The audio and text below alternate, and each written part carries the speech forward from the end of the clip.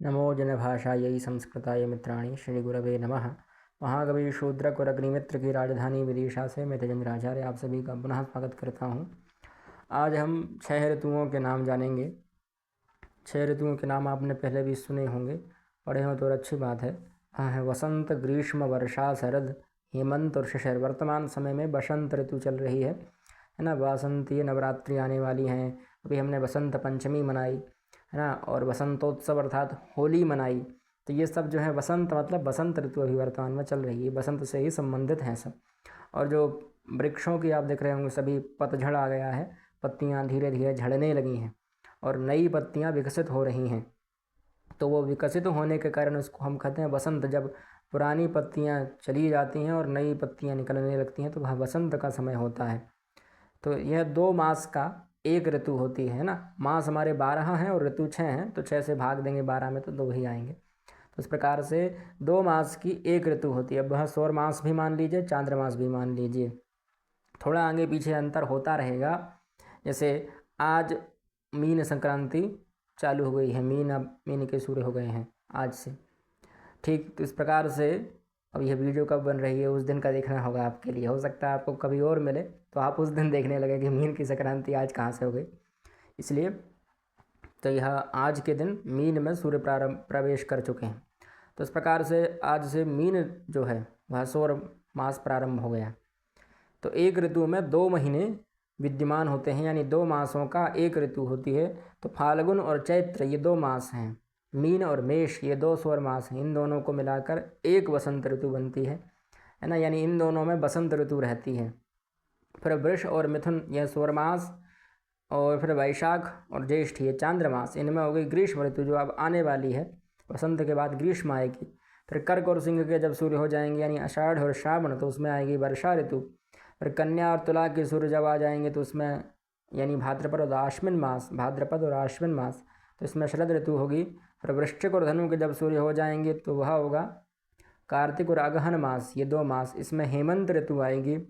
फिर मकर और कुंभ के सूर्य जब होंगे तो वहाँ पौष और माघ 2 मास होंगे जिसमें शिशिर ऋतु आएगी। उस प्रकार से यह 6 ऋतुएँ 2-2 मास में सम्मिलित होती हैं, है ना। वसंत के 2 मास, ग्रीष्म के 2 मास, वर्षा के 2 मास, शरद ऋतु के 2 मास, हेमंत के 2 मास और शिशिर के 2 मास। फिर उसके बाद आता है अयन, है ना। अयन शब्द जो है अयगतौ धातु से, यानी गति जब करते हैं सूर्य तो जिस दिशा में गति करते हैं उस दिशा में हम उसको अयन मानने लगते हैं।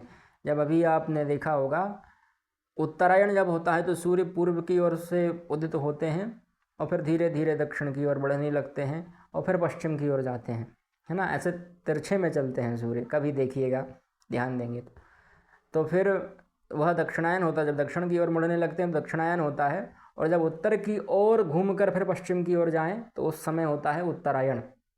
यानी सूर्य उत्तर की ओर जब बढ़ने लगते हैं तो वह उत्तरायण है, और जब दक्षिण की ओर बढ़ने लगे तो दक्षिणायन है, ठीक। अब यह भी 6-6 महीने का होता है क्योंकि 12 महीने हैं और 2 यह अयन है, तो 12 से 2 का भाग करेंगे तो 6 ही होंगे। फिर उत्तरायण में जो है वह देवताओं का दिन होता है। उत्तरायण शुभ माना जाता है, इसमें सभी शुभ कार्य हम करते हैं, और दक्षिणायन देवताओं की रात होती है इसलिए इसमें कोई भी शुभ कार्य नहीं होते हैं, कम ही शुभ कार्य होते हैं। इसी कारण जितने भी शुभ काम है वो सूर्य के उत्तरायण होते हुए ही करते हैं हम लोग।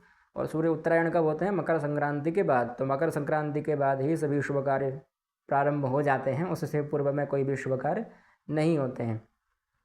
तो माघ, फाल्गुन, चैत्र, वैशाख, ज्येष्ठ और आषाढ़ ये 6 महीने हैं। इन 6 महीनों में सूर्य उत्तरायण होते हैं। और यह माघ मास में जब मकर संक्रांति होती है, यानी मकर में जब सूर्य प्रवेश करते हैं 15, 14 या 16 तारीख को मान लीजिए, सामान्यतः इतनी ही तारीख को करेंगे।